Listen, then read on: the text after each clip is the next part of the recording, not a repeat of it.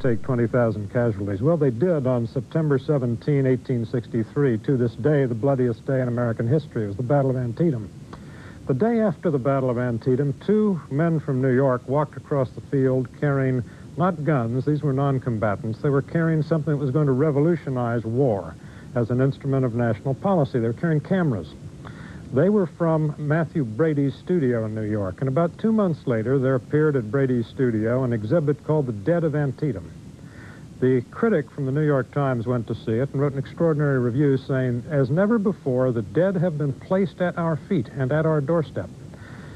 Since then, and particularly in Indochina, but now, today, this is the first war of a really wired world, we are involving the sensibilities of free and open societies and civilized societies, the easily lacerated sensibilities of gentle people, to the realities of war without any mediating influences at all.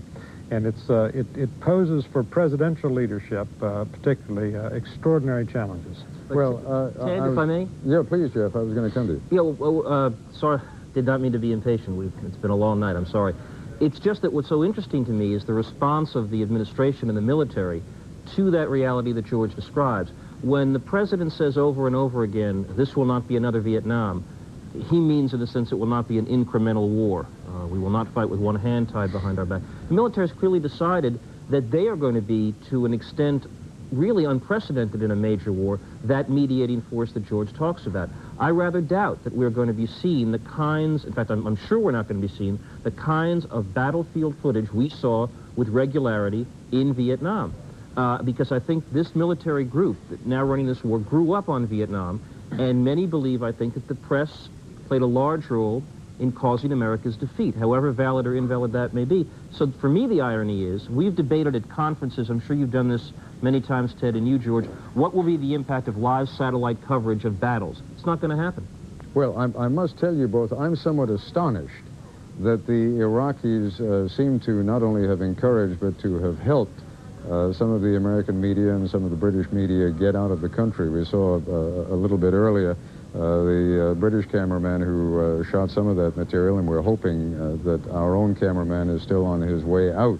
I was convinced that the Iraqis would hold on to as many Western media people as they possibly could, so that they would be able to do precisely what you, Jeff, have been talking about, and that is show the world what the impact is. That's the point I was trying, and I'm afraid, as you say, we're all a little bit tired. That's the point I was trying to make in my own bumbling fashion before. When we see what has happened tonight in Tel Aviv, and you see the horror of civilians who are struggling with gas masks, and worrying as they hear the sirens about the impact of those bombs falling. When that kind of thing is shown, even from people that you regard as your enemies, or a government that you regard as your enemies, when you see the terrible tragedies that are caused by civilian victims of bombing attacks, it's very, very difficult to look upon that with the same attitude that we show when it's simply discussed in terms of number of sorties, number of missions, the tonnage dropped over areas like that. George, any thoughts you want to express on that? Well, again, just a note of history. During the First World War, unprecedented carnage of the most dreadful sort.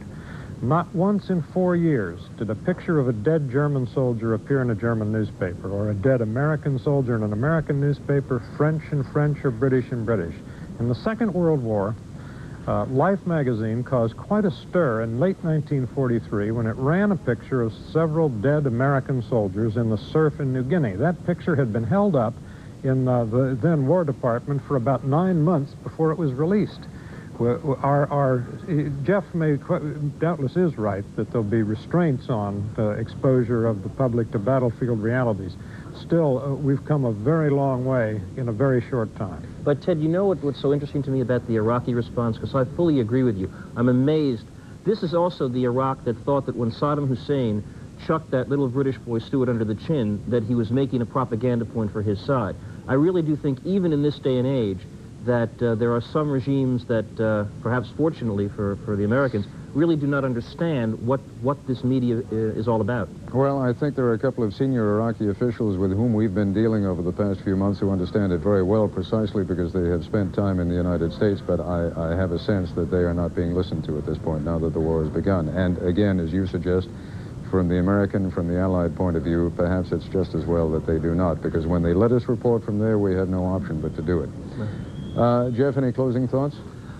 Just one. I'm one of the few people tonight, I guess, who makes no pretense to Persian Gulf expertise, but I think I do know something about politics, and I remember that wonderful movie, The Candidate, with Robert Redford at the end when he wins. What do we do now? And the last line of the movie is he turns to his campaign manager and says, "What do we do now?"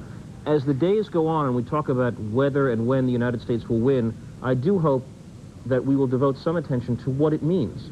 What does it mean to say we won? Is it the definitions of President Bush? Is it some kind of occupying force? Is it the removal of Saddam Hussein, as George, Congressman Solars, and Ed Ludbeck was talking about? I'm not sure that's a question that's been addressed nearly enough. George? Well, that's exactly right. Freddie Clay, marvelous defense theorist who worked in the Reagan administration, once wrote a book with a simple title, Every War Must End. Something people don't often think about. When Yamamoto was told by the Japanese War Cabinet to bomb Pearl Harbor, he says, "Fine, I can do it. I can sink their fleet, and I will run wild in the Pacific for 6 months. Then what?" Well, then you'd enraged a continental industrial power, and no good came of it for Japan.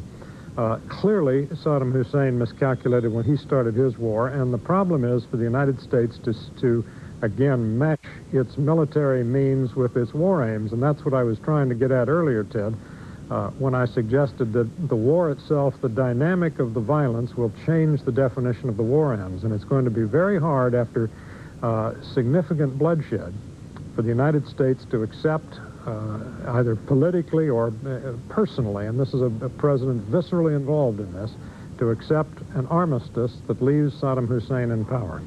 There are so many unpredictables, so many imponderables. George and Jeff, thank you very much. We have concentrated thus far on the loss of human life in this conflict, and that obviously is the way it should be. But there are also other consequences to modern warfare. And before we go to a report by Dave Marish, let me just make the observation that Saddam Hussein has threatened a number of actions, and the point has been made again and again and again, and it was made by Defense Secretary Dick Cheney several times, that Saddam Hussein has never had a weapon that he has not used.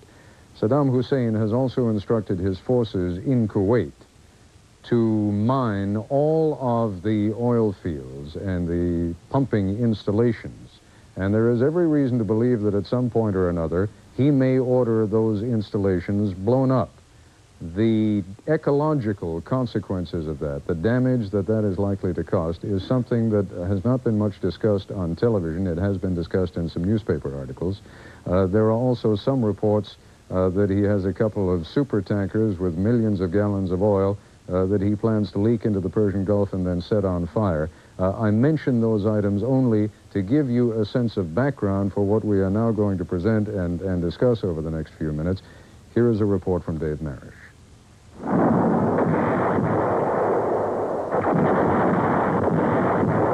War has always been hell, but modern war has extended the hellishness through space and time well beyond the battlefield. The bombs that fell on Hiroshima and Nagasaki produced a death toll that grew for years, and areas of Vietnam are still struggling to recover almost 2 decades after being defoliated by chemicals and napalm. Some experts warn war in the Persian Gulf could cause widespread, perhaps global, ecological devastation. Remember Mount St. Helens? When the West Coast volcano sent tons of ash into America's skies, they darkened and temperatures dropped. And the smoke from burning trees and brush in Yellowstone National Park also had a transient effect on our weather. Well, say several world-class scientists take those effects and multiply them, and you've got some idea of the impact of smoky fires that could burn if Saddam Hussein throws the switch on explosives reportedly wired to blow hundreds of Kuwaiti oil fields.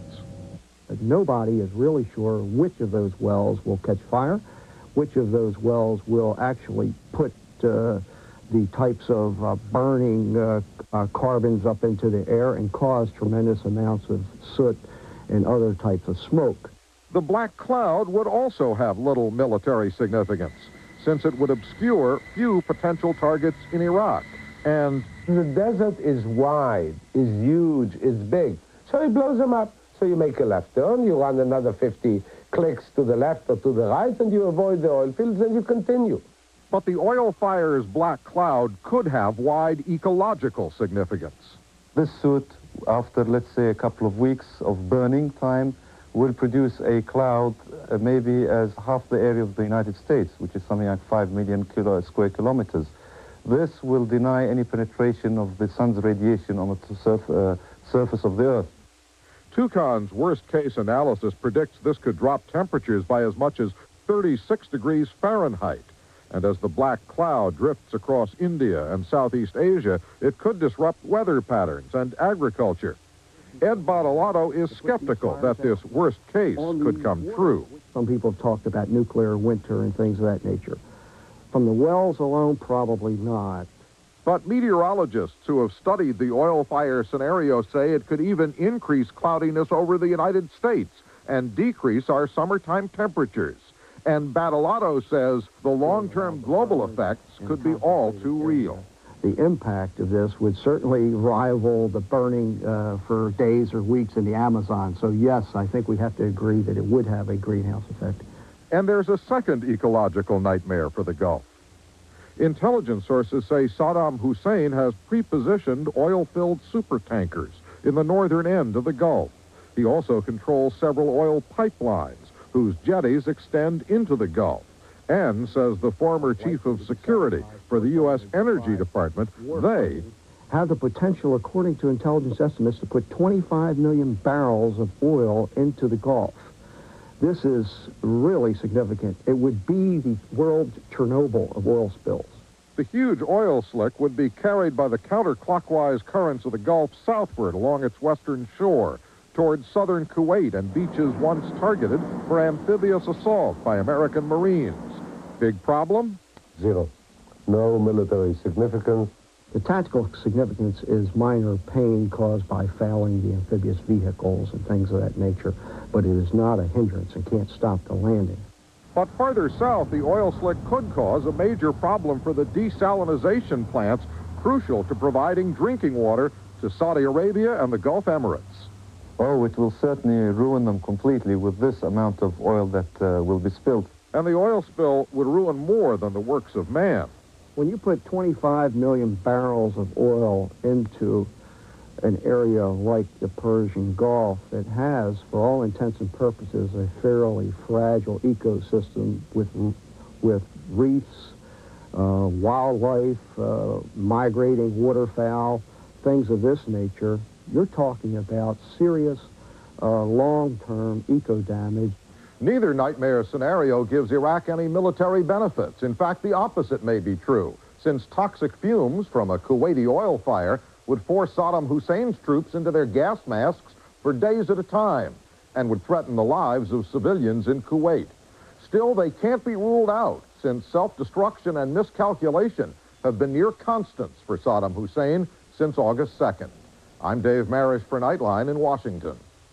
We have standing by now a couple of our consultants who have been with us for many, many hours over the past few days. Judith Kipper, a Middle East analyst, and also General Bernard Traynor, retired from the U.S. Marine Corps, and also a couple of new guests whom I would like to invite to join us in this discussion. Brent Blackwelder, who is Vice President for Policy of the Friends of the Earth. He joins us here in Washington.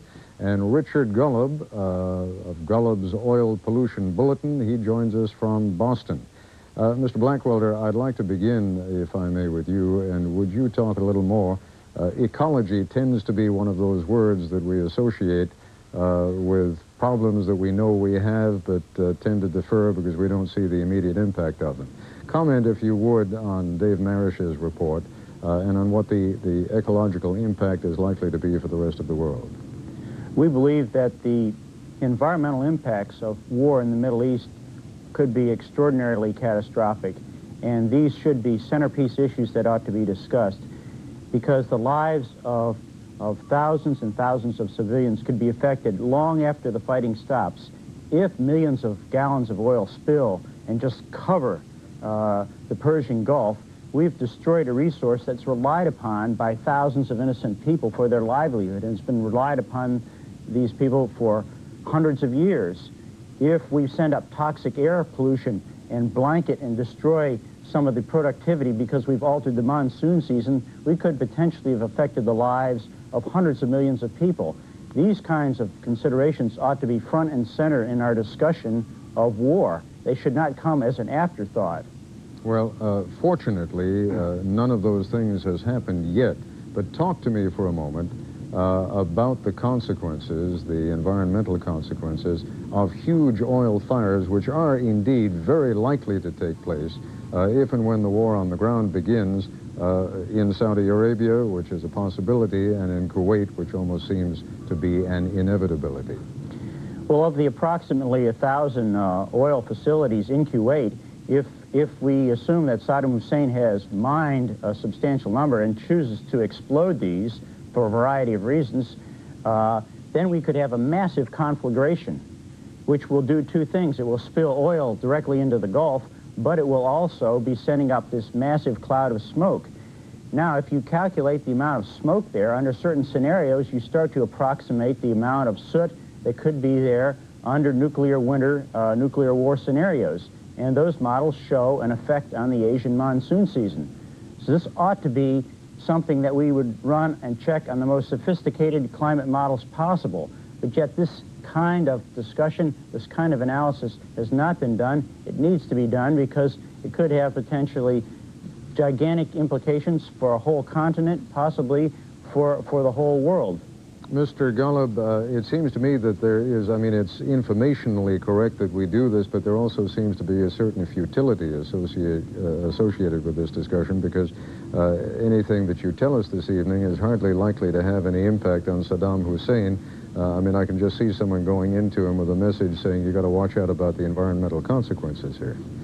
Oh, most definitely. In fact, in the past, during the Iran-Iraq War, Saddam Hussein used the environment as his hostage. He decided in 1983 to begin bombing a series of well platforms in the Noruz oil field in the northern sector of the Persian Gulf, and that resulted in a series of well blowouts and the loss of up to 80 million gallons of oil into the Gulf waters. Interestingly enough, he told Iran that he would not allow well blowout specialists safe passage to the wells unless Iran would agree to a limited ceasefire in the blowout area. Iran did not agree to it, and so Saddam Hussein continued to fire missiles into the wells, and the oil continued to spill.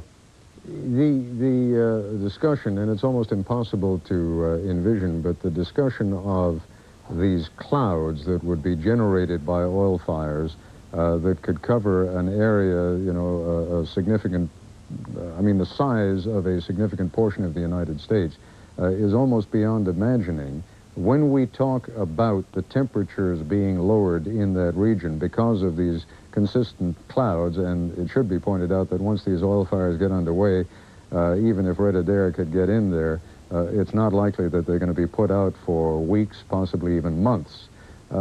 Talk to me about just the scope of those clouds and the impact that that will have on the climate, and the impact that that in turn will have on the people who are trying to live and perhaps even fight in that kind of an environment. Well, according to various scenarios, the cloud of dark soot would cast a shadow over the Gulf region and thereby lower the surface temperatures.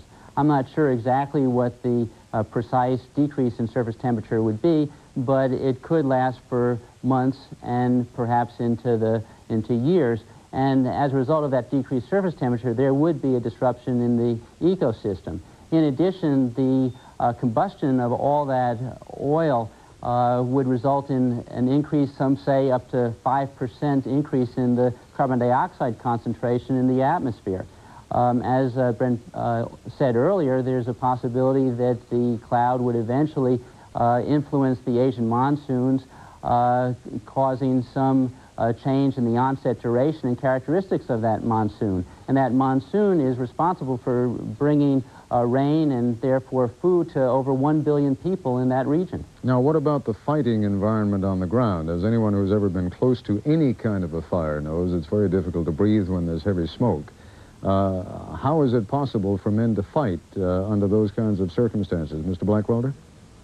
Well, I think that question is not the right focus, because let's look at what the implications are beyond the fighting, because you ask yourself, how can we even put these things out? We know it takes a very difficult operation simply to get fires put out at a couple of wells, but if we've got hundreds actually burning, we've set in motion a scenario in which might be very risky, almost impossible for special teams to come in and try to deal with this conflagration. And in terms of projecting a scenario that could implicate potentially millions of people, we're dealing with the kinds of accidents and burning that we've never had any history of seeing in terms of this major number of oil fires that could get going. General Bernard Traynor is, as I mentioned before, a retired Marine Corps general. Has any consideration been given to this at all, General Traynor, do you know? Oh, I imagine it's been considered because of the threats made by Saddam Hussein. I think the figure that I saw was that there are 900 fields and he was going to mine them. So I'm sure there's been a consideration of that. Of course, to any oil field fires, you've got to also add the thousands of fires that are going to exist from destroyed tanks and trucks and armored vehicles, and fires that have been created in villages and that sort of thing. So yes, I would imagine that this is going to be a consideration in the military planning.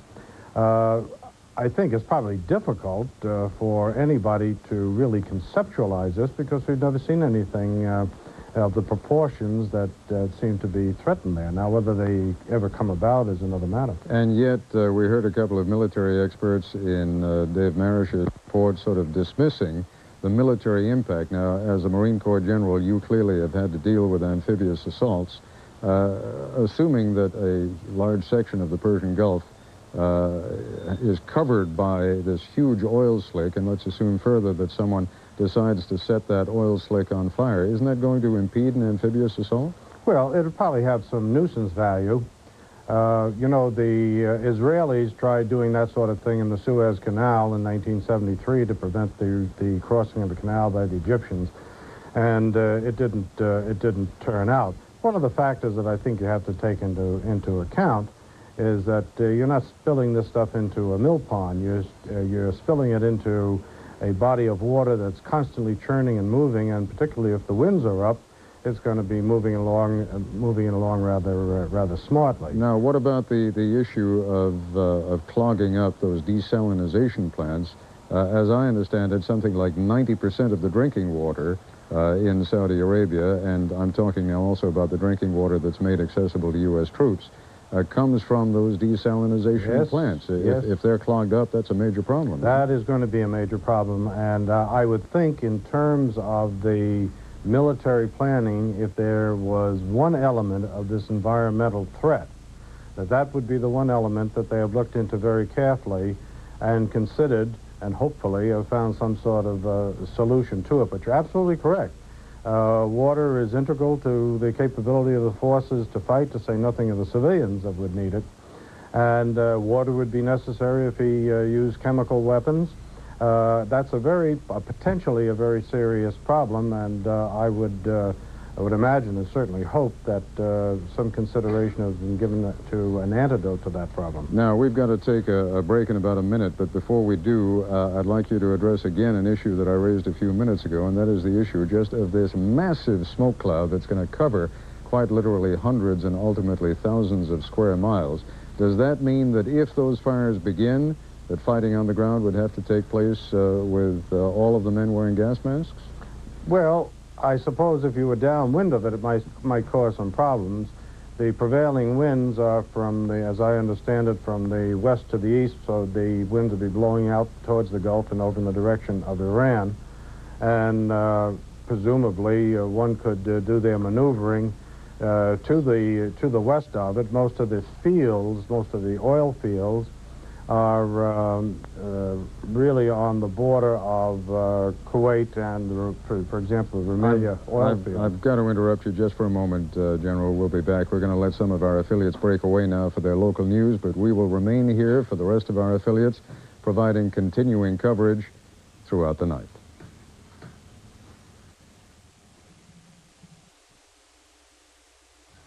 And we are back once again with our continuing live coverage from Washington, D.C. I'm Ted Koppel. It has been... Now, Channel 7 News. Good evening. I'm Richard Brown. And I'm Ana Chavez. On this second night at war, the Bay Area reels in the shockwaves of the Iraqi aggression against Israel. The latest pictures from Tel Aviv show the brutal reality of Hussein's promise, the rubble of a poor neighborhood in Tel Aviv, the target of an Iraqi missile.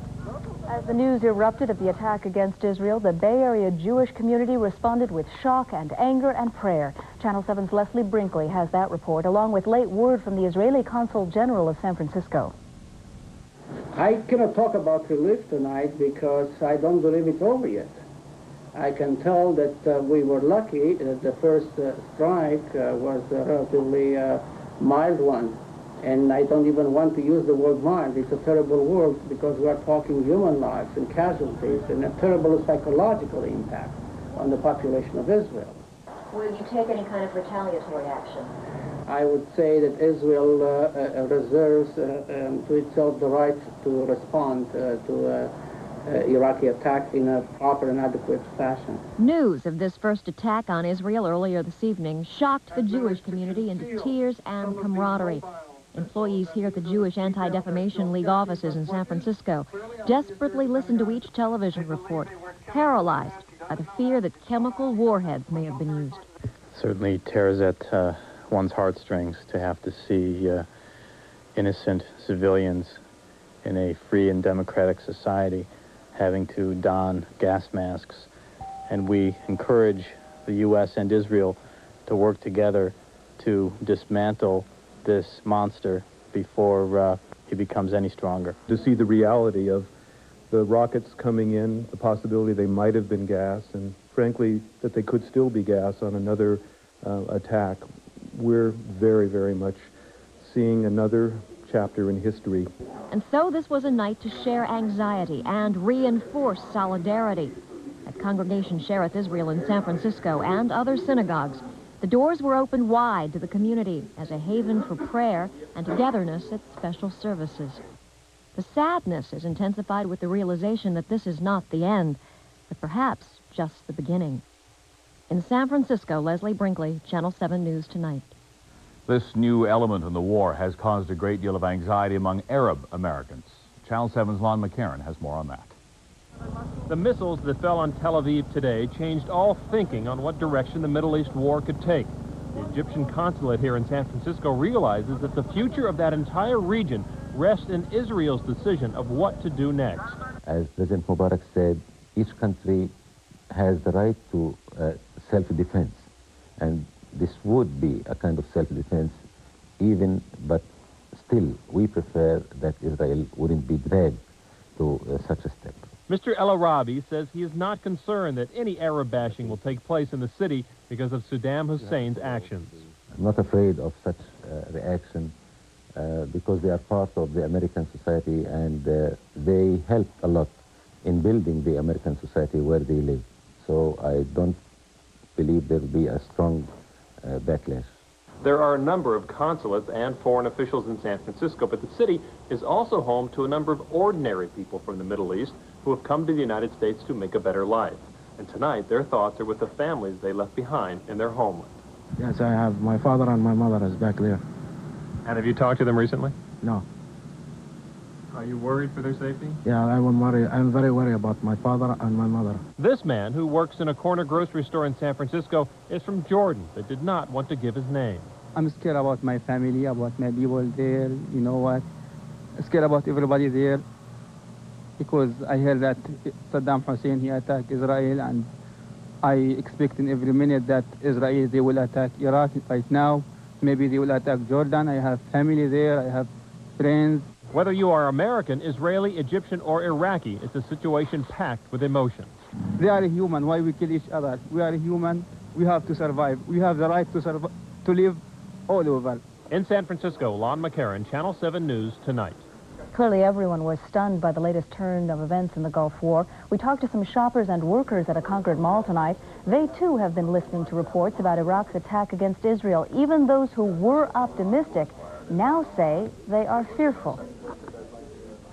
Well, everybody's really concerned because we know that Israel has a lot of nuclear equipment over there, and nobody wants to see anything escalate more than it already has. It's actually very scary. Everybody in the store is watching the TV sets and can't get away from them. It's real scary. It looks like it's going to escalate even more. It's very hard to imagine how much more it can escalate after all the bombing that we've done already. Very scary. It puts things in a whole different perspective. You know, I was really not happy we went to war, but I was very glad it looked like it might be short. Now, if you get Israel attacking and changing the alliances, it might draw down into something much longer and much bigger, and that's not something I want to see. I think the events are unfolding, showing us that this is much more serious than just going in and doing a quick strike. Our first impressions of the war came from ABC's Gary Shepard, who could only describe what he saw as he looked out his Baghdad hotel window. Later on, returning pilots described the scene as the world's largest fireworks display. Tonight, finally, we can show you what they saw. Obviously, an attack is underway of some sort. It appears that there is tracer fire coming up from the ground, and an incredible panorama of flashes continuing as I speak.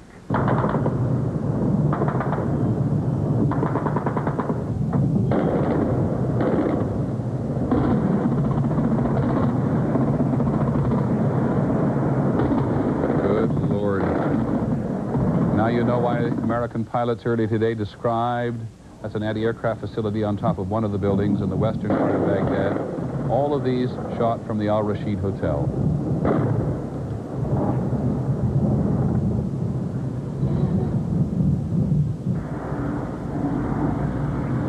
The beginnings of panic in the street by some people, though others, a soldier, walking around.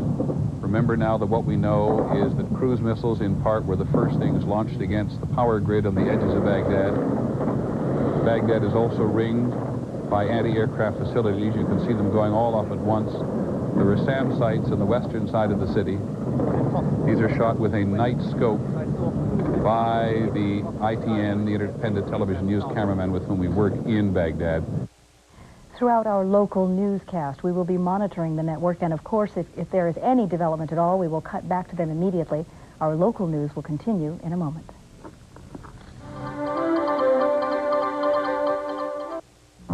1985, 86, 87, 88, 89. For 6 straight years, the full-size pickup from GMC Truck has retained more of its original value than any other in America. That's why sales of the Sierra are growing faster than any other full-size pickup. And we intend to keep it that way in 1991 with these new Sierras. See your Northern California GMC truck dealer today. For 4 big days, Friday through Monday only, a wide selection of Levitt's floor samples have been reduced 38 to 68% off. But that's not all. If you don't find the floor sample you want, you can take 1/3 off the regular price of any item you choose from Levitt's complete inventory. That's right. Selected floor samples are 38 to 68% off, and everything else in stock is 1/3 off. But hurry, this sale ends Monday night.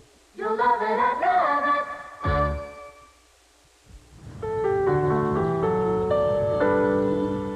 There was a time when people helped their neighbors, and together they built a stronger community. This spirit lives on today in NeighborWorks, a unique partnership of local residents, business, and government leaders.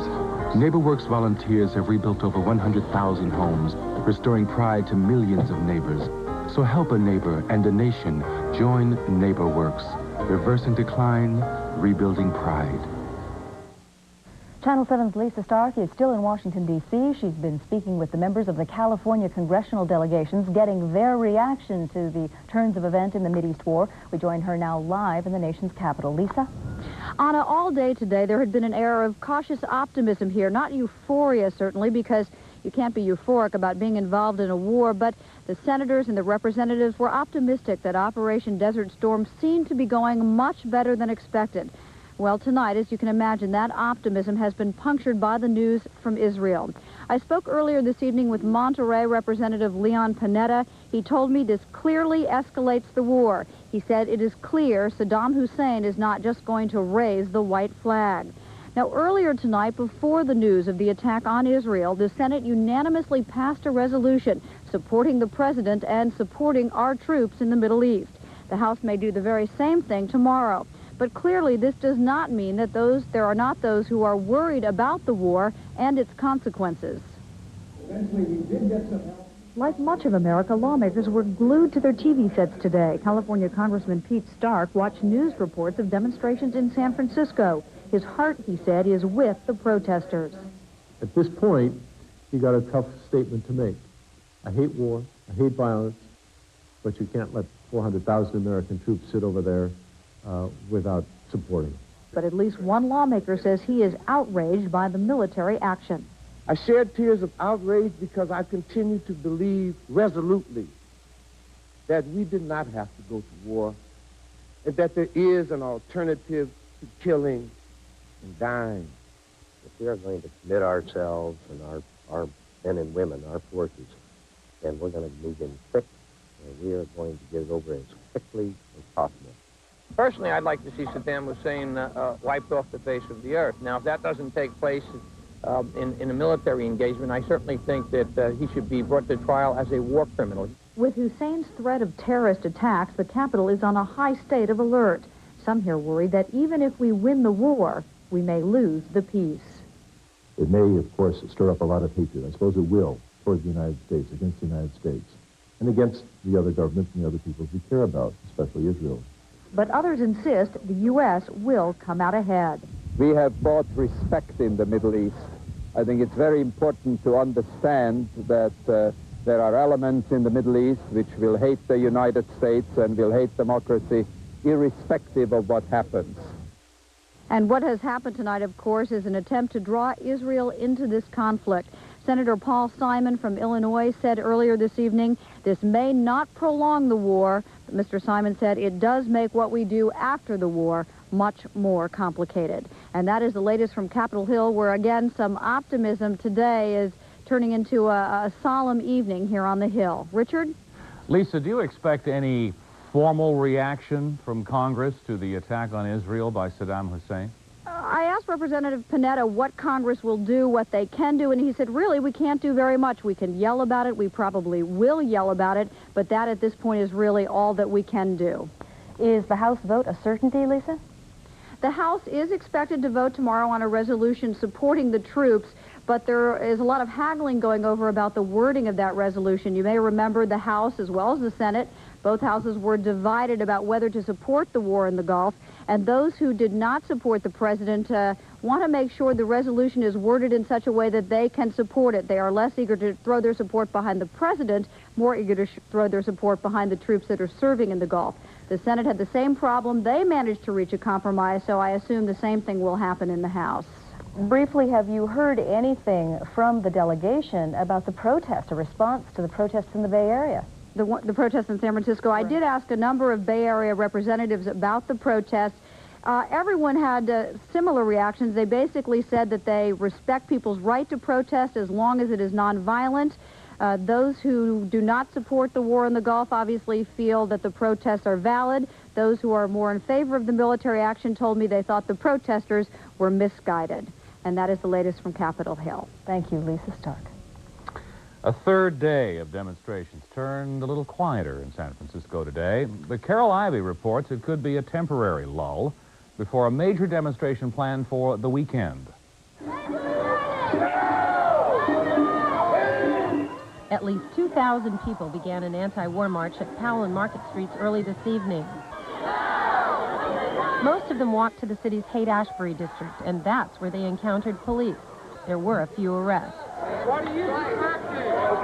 But it didn't last long. The police reached an agreement with the march's leaders, and they left. The protest continued back to Market Street. On this third day of anti-war protests, this particular march down Market Street, like the others today, remains peaceful. Earlier, there had been a few confrontations after protesters filled the steps of the stock market in the city's financial district, but even those were fairly peacefully resolved. The largest protest today was at the Federal Building. It began early this morning with a blockade. Demonstrators successfully shut down at least the local branch of the government for several hours. Many people were arrested there, again, for the most part peaceably. In San Francisco, Carol Ivey, Channel 7 News Tonight.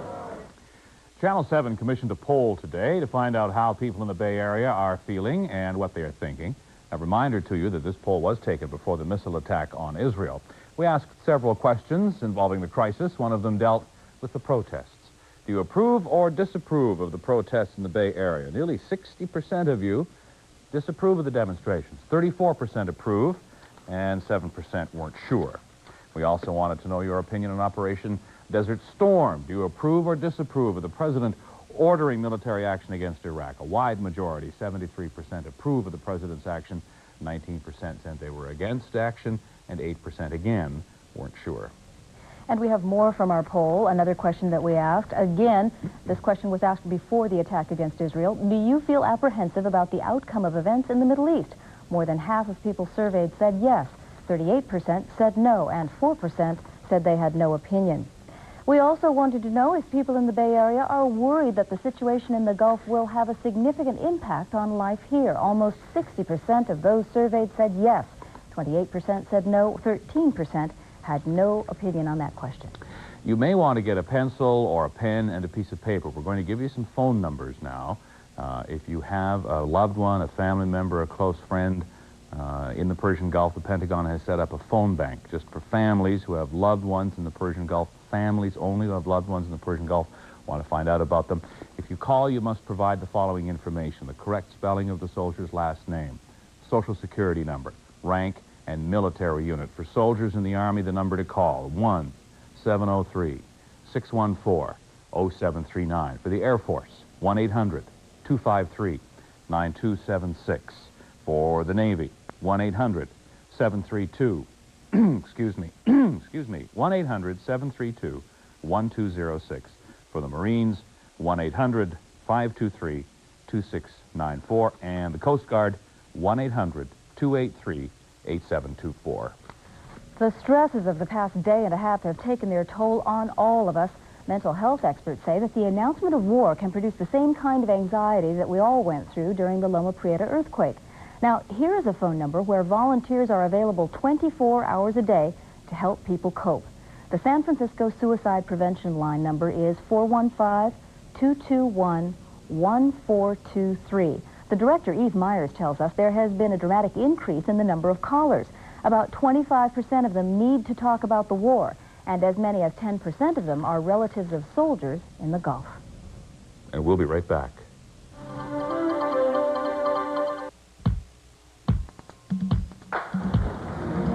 "25 years ago, we didn't have these opportunities. But thanks to the women's movement, we do now.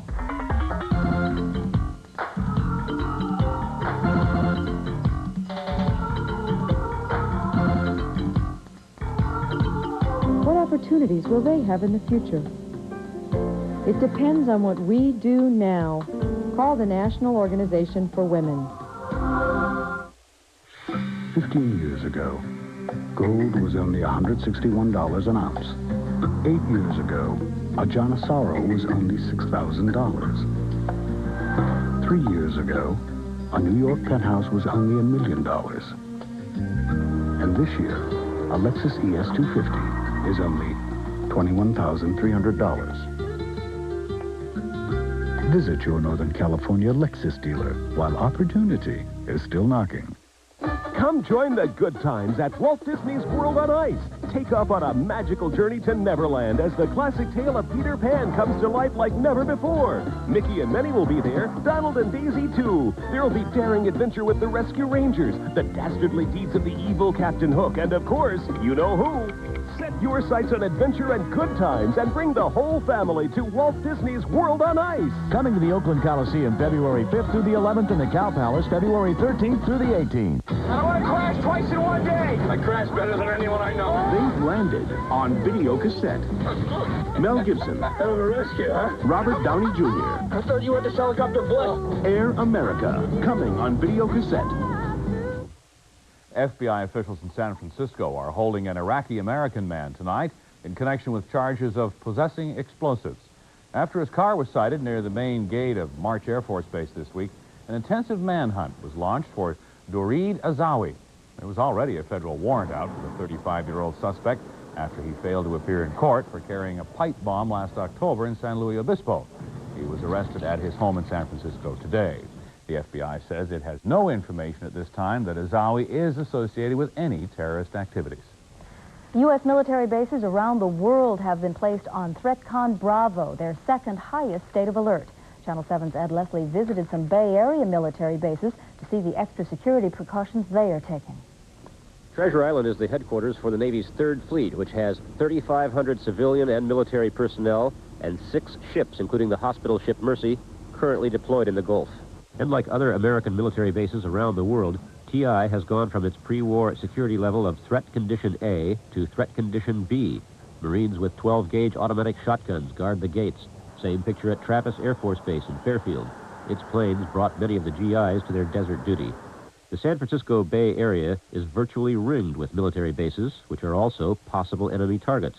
All have upgraded their security, which has an effect on military families, for whom the bases are also support centers. The obvious here is increased personnel at the gates, and it goes beyond there that we don't really want to talk to. These military installations are also family service centers and so forth. They provide services for dependents. How's that working? Well, Naval Base Public Affairs and our family service centers around the Bay Area have been on a 24-hour watch, basically at this point, to support our Navy families in the area for any information they may need on their loved ones over in the Persian Gulf. And tourists were asked to leave the popular picture and vista spot on Treasure Island today for security reasons, even though it's outside the gate. Even the tours of the White House have been canceled. At the Alameda Naval Air Station, which sent a squadron of huge Marine helicopters to the war, and where only the old USS Gompers and a single cruiser are tied up today, huge dump trucks are poised at the front gate in position to be rolled forward a few feet to seal the place off if necessary. And although FBI Chief William Sessions said today terrorists are known to have entered this country, there have been no terrorist acts reported as of late this afternoon. In Alameda, Ed Leslie, Channel 7 News. Sunday's football game between the 49ers and the New York Giants will be played under very high security because of the threat of terrorism. Fans attending the game at Candlestick Park are being told to get there early. Officials from the NFL, San Francisco Police, and the Parks Department met today to discuss tripling the security force at the Stick, and they may decide to search every single car entering the parking lots. Security measures have already started in Tampa, Florida, where the Super Bowl is still scheduled for January 20th. And Bay Area travelers are going to feel the pinch of increased security. The San Francisco and San Jose airports already announced new security procedures. The Oakland airport has now followed suit. No more curbside check-in. Only ticketed passengers beyond the security checkpoint, and all unattended cars will be immediately towed away. And BART has decided to lock the bathrooms and hire private security guards to help the BART police. Again, we want to remind you we are monitoring the network. Should there be any urgent news, we would cut back to them immediately. We'll continue with the local news right after this. Recently, Safeway shoppers have been saving their receipts and turning them into amazing things, like much-needed Apple computers, keyboards, and software for local schools. Whether you have kids or not, you have until April 1st to participate, and we still have plenty more to give. Just turn in your Safeway receipt to the local school of your choice and help our kids turn their dreams into reality.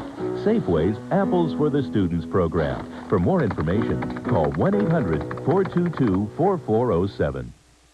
Your Ford dealers just received a special shipment of cars factory price to save you thousands. Hundreds of Mustangs have just arrived with air, stereo cassette, and more at no extra charge. A special allocation of loaded Tauruses, 1,000 less than before.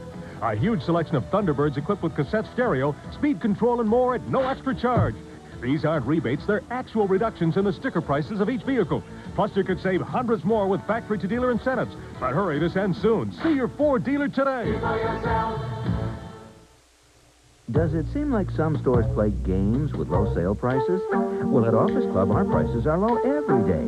That's why you'll always get a great low price on this AT&T cordless telephone 4200. It's just $59.99. And this AT&T cordless speakerphone 5500 is at Office Club for a low price of just $159.99. So why play games? Get to Office Club if you want a great low price on a great AT&T phone when you want it. Because at Office Club, we don't play games with our prices.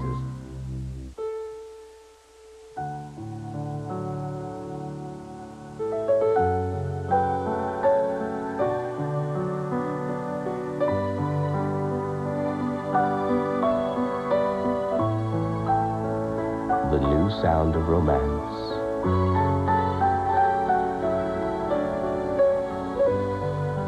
Yanni, Reflections of Passion.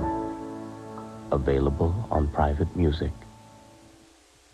To recap the day's events in the Gulf War, an Iraqi missile attack on Israel threatens to widen the political and military involvements, but injuries were minor and few. There are no chemical weapons involved, and Israel has not retaliated. A single Scud missile launched at Saudi Arabia is knocked down by U.S. anti-missile defenses, and the first American casualty is identified as Navy pilot Michael Speaker, shot down over Iraq. Joel Bartlett here with a look at the weather, and I guess it's, what, about 10:30 in the morning over there right now? That's right, Richard, and there's considerable cloudiness across the entire Persian Gulf region. On the satellite picture just in, you can see the tail end of a weather system, some clouds here extending across, well, from Egypt into Saudi Arabia, and then mostly cloudy, in fact, overcast conditions across Iraq and through Jordan and into Israel here. I can't confirm it, but just looking at the satellite picture, it looks like there could be some showers from north of Baghdad right across to the Mediterranean. These clouds moved in during the Middle East night. You can see the clouds moving in here, this comma-shaped band of clouds, but clearing skies and hot pursuit, so it should start clearing there momentarily. Coming back home right now, the old familiar picture. You see the highs on the map here, high pressure, which have been dominating our weather for so long. There is another weather system out here with some rain, and beyond that, yet another one, but we add the jet stream, sort of a dipsy-doodle across the Pacific, going way up into Alaska, back down, then hooking into Southern California, an offshore flow. These are the upper-level steering winds. Notice how the clouds follow the jet stream up around 35,000, 40,000 feet into British Columbia, some rain right through this region, and then we're getting the offshore flow into Southern California with some warm temperatures there. In fact, mild temperatures in the Bay Area today. We had some records broken at San Francisco, Oakland, Alameda, and Santa Rosa with temperatures into the low 70s. On the national weather scene, the main weather action is coming from Mexico up into Texas, and you can see this band of clouds through here, some rain, freezing rain, and even a little snow over extreme western Texas and the mountains of New Mexico. If you're traveling tomorrow, this is where the main rain will be down here. You can see some snow over West Texas and lots of sunshine. Flooding California tomorrow, and that's about all we have flooding us, but with warm temperatures, you can see the mercury tomorrow climbing into the 60s and 70s, up to 77 if you're heading down towards L.A., pleasant 74 at Palm Springs and San Diego, and 50s up in the Lake Tahoe and Yosemite Valley area, dropping down into the 20s and 30s at night. And Bay Area temperatures tomorrow, quite, quite nice, climbing into the 60s and low 70s. So our forecast then, for tonight, it looks like this. Starry skies out there, overnight lows in the mid-30s, 40s to low 50s, and then tomorrow, sunny and mild again, and I really don't see any rain in our picture for at least through the weekend. Okay. Probably beyond. Okay. We have shown you how the enormous and terrible shock of the war has sent thousands into the streets in protest. Channel 7's Lon McCarran reports that it has also sent others into churches for prayer.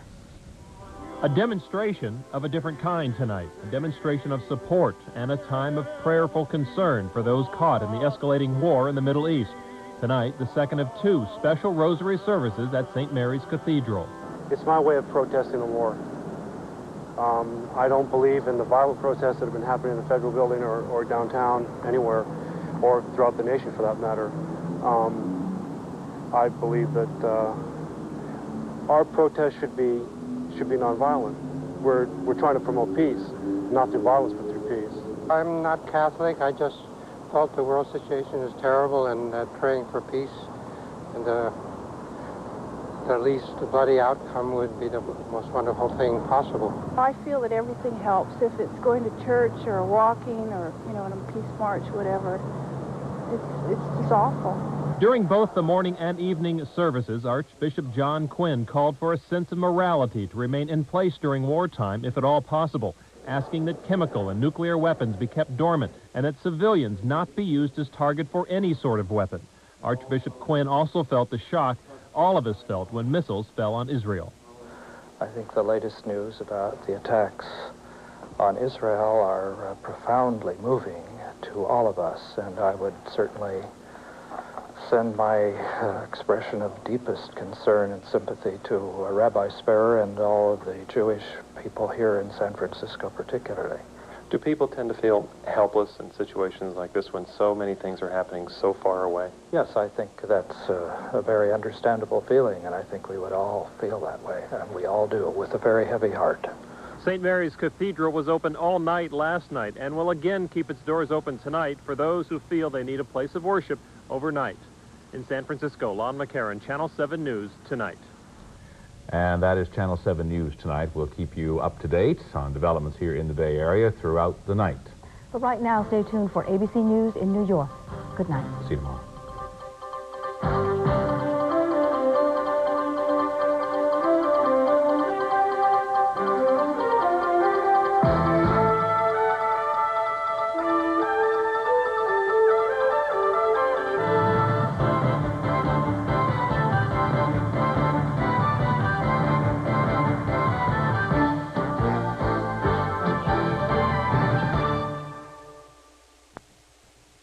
Want to start your day off right? Then turn on Jim Dunbar and me, Ted Weigand. 5 till 9 on KGO Radio. We've got the news, the weather, The KGO Medical Watch. with special environmental reports. And traffic reports live from the sky. Tomorrow morning on KGO 810.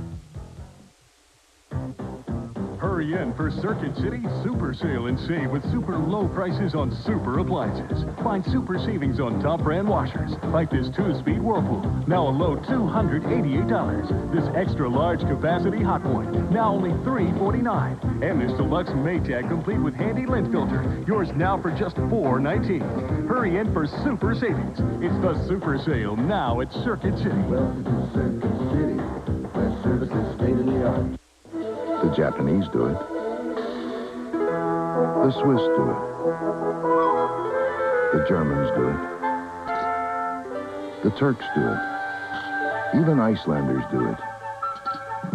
While others save, America spends. Now Dreyfus says, save America to help save America. Call 1-800-DREYFUS. Bay Area reaction to the Gulf War, Friday after Nightline on Channel 7. Many of the briefings were to take place. Have there been any briefings? And I guess more to the point, has there been any substance that's come out of those briefings? Well, Ted, we have had really only one briefing, and that was yesterday. We are supposed to have a substantive briefing today with General Schwarzkopf in a matter of hours. We did get information a few hours ago that the total number of Scud missiles that were launched at Israel were 7, and that there was 1 Scud launched against eastern Saudi Arabia. And that one Scud missile, that's, we just saw some video. You, of course, cannot see our broadcast right now, but we just saw a video of that missile being knocked out of the sky. You made reference... The defense said that it was shot down by a Patriot missile. Right. That evidently was the only missile that came in the direction of Saudi Arabia last night. We're taking a look at that video right now. That point of light at the top of your screen is going to explode into a larger ball of fire, and that apparently was the Scud missile being taken out. Barry, beyond that, any information from Riyadh? Well, I think the interesting story here, obviously, is the implication of the attack on Israel and how it might conceivably affect the coalition of Arab forces who were part of this attack against Saddam Hussein. I would simply try to make the point, first of all, the Saudi Arabian government obviously is not speaking to us on this subject, but I think there are some points that are relatively self-evident. One of the first points is that this doesn't really come as a great surprise to anybody, And after all, the United States, in the form of the President and Secretary Baker, have spent many weeks and months talking to the Arabs about precisely this kind of a scenario and how they would handle it. So my assumption is the following, that if the Israelis feel that they must respond in some way, as long as that attack is sort of the punishment fitting the crime, you know, the fact of the matter is that there was relatively little damage and there were no deaths. If Israel feels that it must make some kind of military gesture, I don't think it'll push the coalition very much off the rails. If, on the other thing, there were a massive Israeli attack against Baghdad, that would obviously change the equation. But my guess is, from listening to Israeli leaders also in the past when they were speculating on what might happen, that they won't feel compelled to do something extraordinarily beyond the kind of attack that they have suffered. This is speculative. We're not getting any hard information of it. Perhaps General Schwarzkopf will comment on it when he talks to us later today. But I think that's about where we are now on that subject. Let me just parenthetically point out that Schwarzkopf briefing is scheduled to take place at 7 o'clock tomorrow morning, or this morning now, Eastern Time. Peter Jennings will be in live at that point to be anchoring ABC's coverage, and we will, of course, be bringing that and every other major event that happens over the course of this operation to you live when it happens. Barry, let me tap in to the many years of expertise and experience that you have in the Middle East. It would seem to me that of all the coalition partners, the Saudis are probably least equipped to pull out for any reason. The fact of the matter is you've got 410,000 U.S. troops over there now, and the Saudis probably would not want to do anything that is going to put a strain on the alliance. Those troops are there. No, I think that's absolutely true, Ted. There isn't any question of the Saudis pulling out. Our concern would be the kind of domestic foment that a major Israeli involvement might create. The kingdom is relatively secure, obviously, and they have their security forces at work at all times. I understand they've picked up some people in recent days and hours who might be thought of as people who might have caused trouble. So you know, they're keeping a lid on things, but I think if there were a major Israeli attack, the consequences would not be the king and company pulling out of the fight, but it could cause them some serious domestic troubles. The problems, I think, would come in terms of Syria, certainly, and possibly Egypt participating in future operations, future land operations, to actually force the Iraqis out of Kuwait. Again, if there were a massive Israeli attack against Iraq, the participation of the Syrians in any land operation, and even the Egyptians, could be affected. Steve Shepard standing by at the Pentagon. We have heard now from Barry Dunsmore in Riyadh, and we heard earlier from Faris Soya in eastern Saudi Arabia that briefings are few and far between and not terribly substantive when they do occur. What about at the Pentagon? Pretty much buttoned up tonight? It's very buttoned up here tonight, Ted. I don't expect any official briefings or unofficial briefings to come out of this building anytime before General Norman Schwarzkopf is supposed to address reporters at a press conference in Riyadh tomorrow. It is eerily quiet here tonight, Ted. Obviously, the command and control centers, the operations centers of the Pentagon, which normally are busy 24 hours a day, are especially busy this evening and were last night as the war in the Persian Gulf goes on. But in contrast to last night, when the hallways were full of military officers, reporters, all sorts of people scurrying about, where there was obviously extra security, at this hour in the Pentagon, in the public spaces where reporters work most often, there is very little going on. It's very quiet. There has been a report from Baghdad Radio tonight, Steve, that 5 more Allied aircraft have been shot down. They claim that brings the number to 65. That, of course, is, from the U.S. point of view, a grossly exaggerated claim. What are the casualties as far as the Pentagon is concerned? The latest figures we have heard are 2 U.S. downed aircraft. One we know for certain, 1 aircraft which is missing. We believe 2 British aircraft, at least 1 Kuwaiti aircraft, and there's a report of an Italian aircraft missing in the area, although we're not sure it was engaged in any kind of combat activities. That would be 5 or 6 planes missing, 1/10 the number of planes claimed by the Iraqis. I think the attitude here is that people scoff at those Iraqi reports.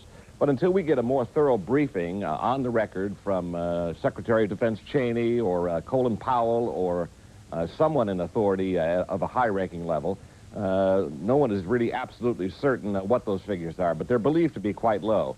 If it is only 2 U.S. aircraft downed at this time, that's, what is that, 1,000th of a percent, I guess, of the number of sorties flown. About 2,000 sorties have been flown. It means 1 aircraft lost and 1,000 sorties, 2 for 2,000. Those are extreme.